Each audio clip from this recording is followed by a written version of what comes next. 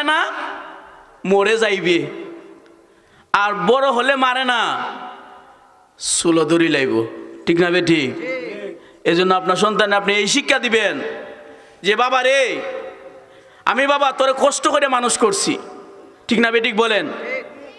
আমার নিজের চোখের দেখা, আমার বাবা যখন ঈদের মাঠে যাইতো, আমি তখন ছোট, তখন দেখতাম আমার জন্য ঠিকই জুতা নিয়ে আসছে নতুন, কিন্তু ওই বাবা ঠিকই 1 বছর আগের জুতা লয়ে ঈদের ময়দানে যায়। এর মানে কি?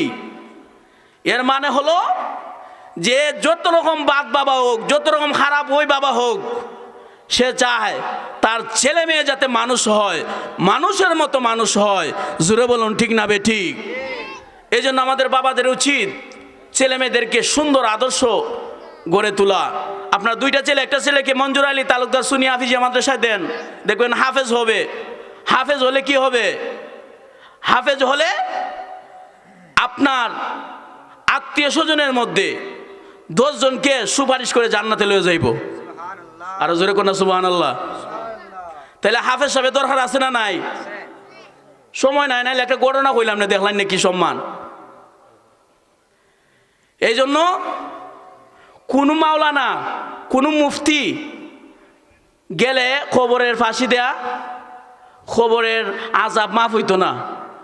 আল্লাহর নবী বলে, কোনো মাদ্রাসার ছাত্র যদি মঞ্জুর আলী তালুকদার সুনিয়া হাফিজিয়া মাদ্রাসায় পড়ে আর লজিংও খাইতে যায়, পাশে যদি খবর থাকে, ওই খবরের আযাব 40 দিনের জন্য মাফ। জোরে করে আল্লাহু আকবার।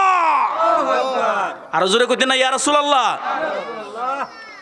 এরপরে আল্লাহ পাক রব্বুল আলামিনের হাবিব বলে, একটা মাদ্রাসার ছাত্র যখন আপনার দ্বীনে আলেম শিক্ষার জন্য মঞ্জুর আলী তালুকদার সুনিয়া হাফিজিয়া মাদ্রাসায়, আমরা দেখতেছি এ সিরা ফাঞ্জাই ফিরাইতেছে, ফোরনে ভালো ড্রেস নাই, কিন্তু আল্লাহ পাকের হাবিব বলে ওই ছাত্রর পায়ের তোলের মধ্যে জিব্রাইল আলাইহিস সালাম নূরের ফাহা বিছায়া দেয়।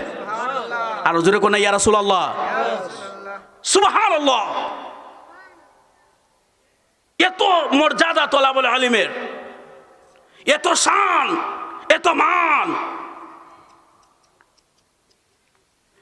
এই জন্য আমরা আমাদের ছেলে মেয়েদেরকে কোরআন শিক্ষা দিতে চাই কি চাই না?